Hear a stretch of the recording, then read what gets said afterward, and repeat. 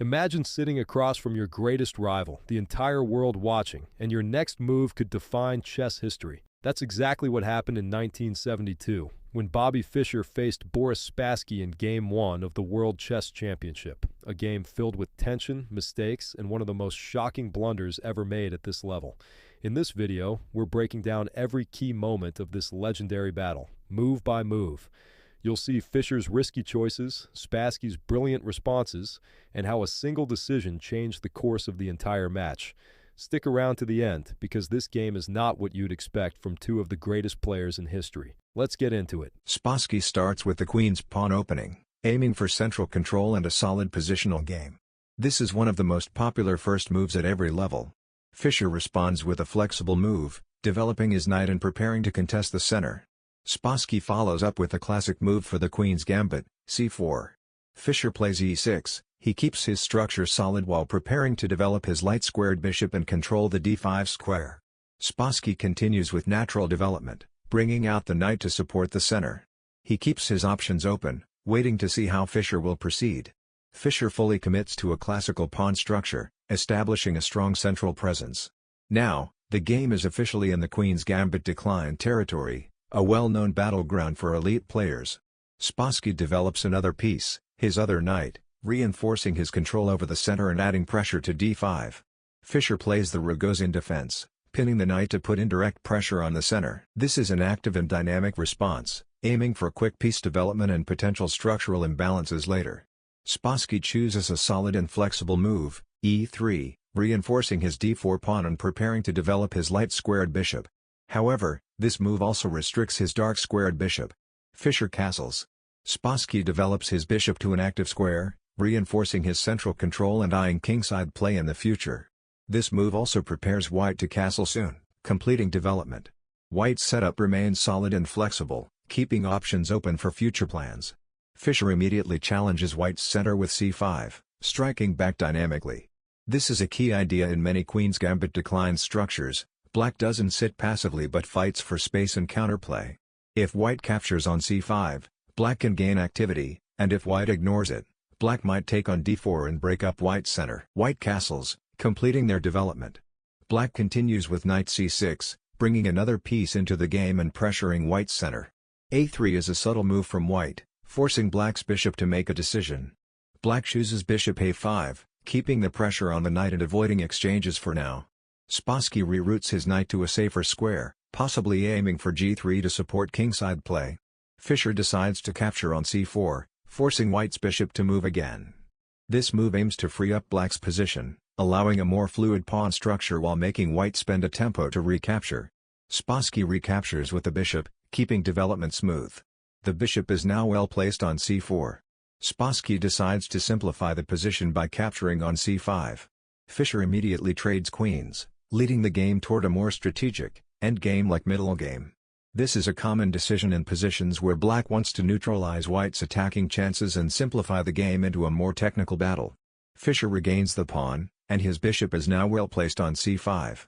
The position remains balanced, but white has a small edge due to better piece activity and potential control over the open d-file. Spassky immediately challenges black's active bishop, forcing it to retreat.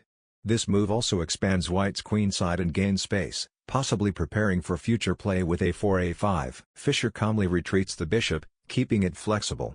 The bishop still has decent squares available, and black's structure remains solid. Fischer isn't rushing to activate his rooks yet, preferring to first get all his pieces in the right positions.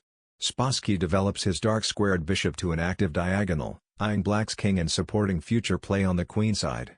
This bishop could become a strong piece if white starts pushing pawns and activating the rooks. Fischer places his bishop on d7, covering important squares and preparing to connect his rooks.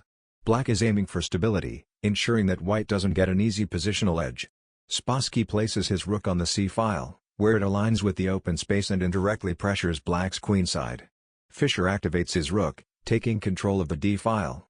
This is a key moment, as black's rook is now well placed for the upcoming exchanges. Spassky repositions his knight, centralizing it toward d4, allowing Fischer to trade pieces. Fischer decides to trade knights, simplifying the position. Spassky recaptures with the knight, keeping strong central control. White's knight is now well placed and could jump to b5 in some lines, adding pressure to black's queenside. White's position remains slightly more comfortable. Fischer moves his bishop to a4, activating his rook, and simultaneously attacking Spassky's rook.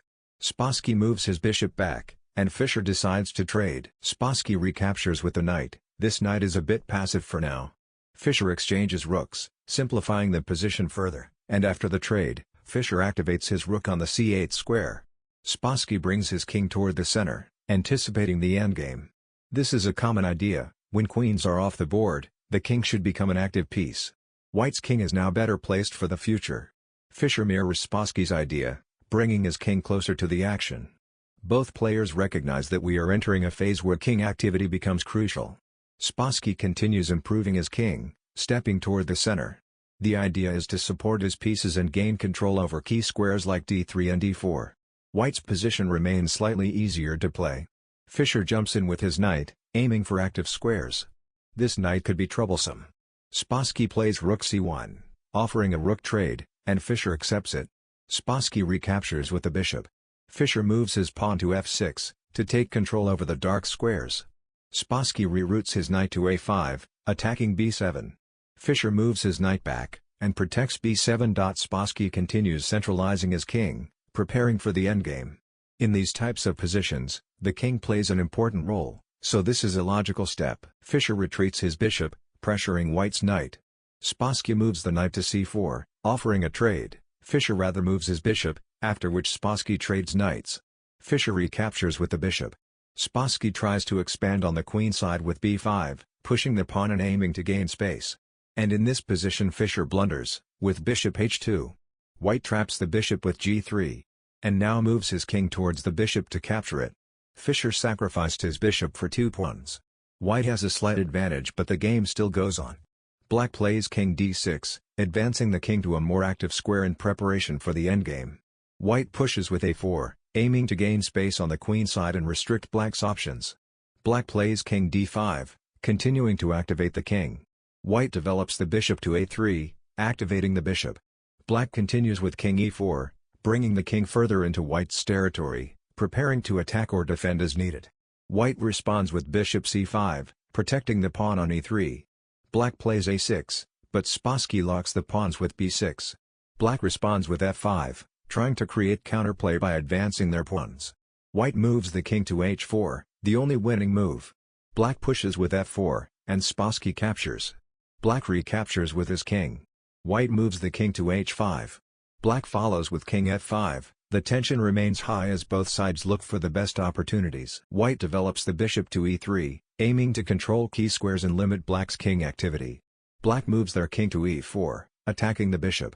White moves the bishop to f2. Black plays king f5. And within the next few moves Spassky completely restricts the e-pawn.